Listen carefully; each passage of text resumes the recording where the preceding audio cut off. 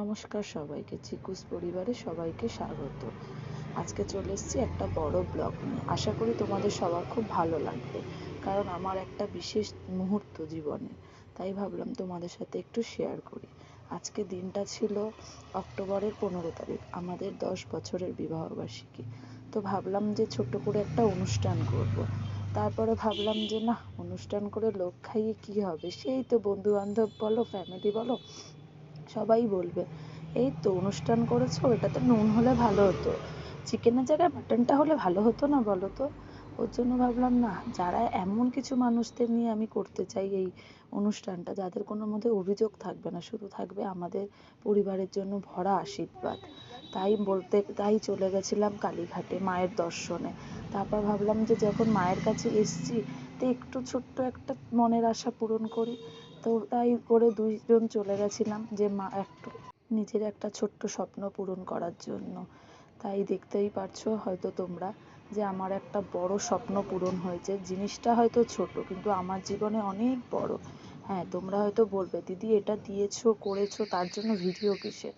আমি জানি, আজকে তুমি ভাবো তো, যে আজকে যদি আমরা এরকম কিছু একটা, আমার হাজবেন্ড সোনা দিত, সামথিং কোনো গিফট দিত, তখন আমি ভিডিও করে পোস্ট করে লিখতাম আমার হাজবেন্ড দিয়েছে।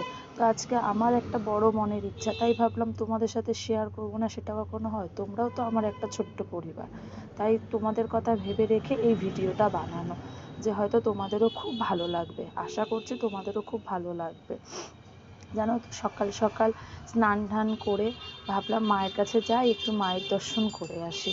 তো ওই ভেবে, বা আমার ছোট একটা ছেলে, আমার হাজবেন্ড, আমার মা আর আমার হাজবেন্ডের এক বন্ধু, সবাই মিলে বেরিয়ে গেলাম এই উদ্দেশ্যে যে না, একটু যাই, একটু ভালো লাগবে মায়ের কাছে পুজো দিয়ে আসতে। তারপর যেই ভাবনা সেই কাজ, চলে এলাম মায়ের কাছে পুজো দিতে। আর আমার সামর্থ্য ওয়াইজ যেটুকু আমার সামর্থ্যে আছে, সেইটুকু ভাবলাম এনাদের সাথেই শেয়ার করি। আজকে আমি পারতে পারতাম দামি একটা রেস্টুরেন্টে বসে খেতে, বা দামি আমার হাজব্যান্ড একটা গিফট দিতে, কিন্তু আমার মনে হয় আমার হাজব্যান্ডকে এটা বলাতে এর থেকে দামি গিফট আমার মনে হয় আমার জীবনে আর কিছু হতে পারে না। তাই ভাবলাম যে না, একটু তোমাদের সাথেও শেয়ার করি, তোমাদেরও ভালো লাগবে। আর হ্যাঁ, সবাইকে বলবো তোমরা জীবনে এই আনন্দটা, তাই ভাবলাম সবার সাথে শেয়ার করি। জানো তো, এত আনন্দ আমি আগে কখনো পাইনি, যেটা এইটা করে আমি যে আনন্দটা পেয়েছি।